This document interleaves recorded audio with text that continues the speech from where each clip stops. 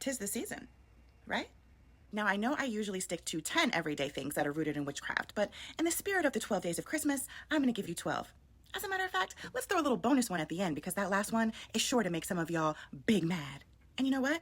I don't care. So here are 13 everyday things that you do that are rooted in witchcraft, Christmas edition. Number 1, decorating the Christmas tree. The act of bringing evergreen trees indoors and decorating them originates from pagan tree worship, particularly in Norse and Germanic traditions. Evergreens were believed to possess protective powers during the dark winter months. They symbolized eternal life and the promise of spring's return.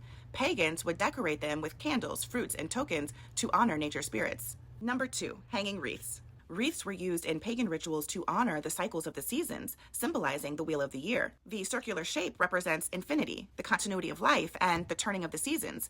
Made of evergreens, they were thought to protect homes from malevolent spirits during the dark months. Number 3, the Yule log. A sacred log was burned during Yule, which was a Norse winter solstice festival held to celebrate the rebirth of the sun and to provide warmth and protection. The ashes from the Yule log were often kept for their protective and healing properties. The modern dessert version, the Yule log cake, continues this tradition symbolically. Number 4, gift giving. Gift giving during Christmas has roots in the Roman festival Saturnalia, a week-long celebration of abundance and goodwill. Gifts were exchanged as offerings to Saturn, the god of wealth and agriculture, to ensure prosperity. This tradition blended with Christian practices as an homage to the gifts of the Magi. Number 5, hanging stockings. Rooted in magical practices, offerings were placed near the hearth to honor spirits or deities during the midwinter festivals. The modern practice of filling stockings with gifts echoes this tradition, symbolizing gratitude and invoking blessings for the household. Number 6, Santa Claus.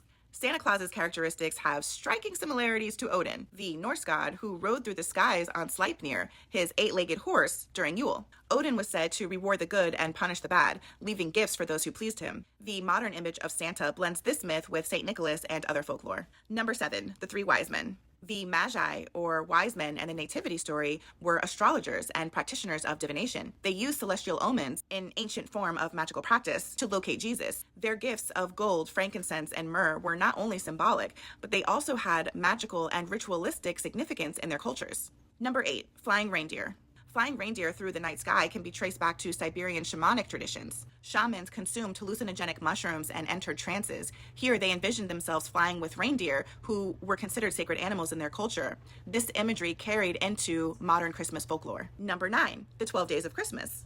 This concept aligns with Yule, which lasted for 12 days in Norse and Germanic traditions. During this time, the veil between the physical and the spirit world were believed to be thinner, allowing for magical workings and rituals. Each day had its own significance tied to agricultural or spiritual cycles. Number 10, Christmas songs. Songs like Deck the Halls or O Tannenbaums reference pagan-specific traditions. The carol Deck the Halls mentions Yuletide, which is a direct reference to the pagan celebration Yule. It also mentions boughs of holly, which were considered sacred and used in magical workings to protect homes from evil spirits during the dark winter months. O Tannenbaum celebrates the evergreen tree, which ancient pagans revered for its ability to remain vibrant and green throughout the harsh winter. It symbolized hope, resilience, and the promise of life returning after the solstice. Number 11, the mistletoe. Mistletoe was sacred to the Druids and other pagan cultures for its magical properties. Growing high in the trees without touching the ground, it symbolized a bridge between the heavens and the earth. It was used in rituals for protection, fertility, and love.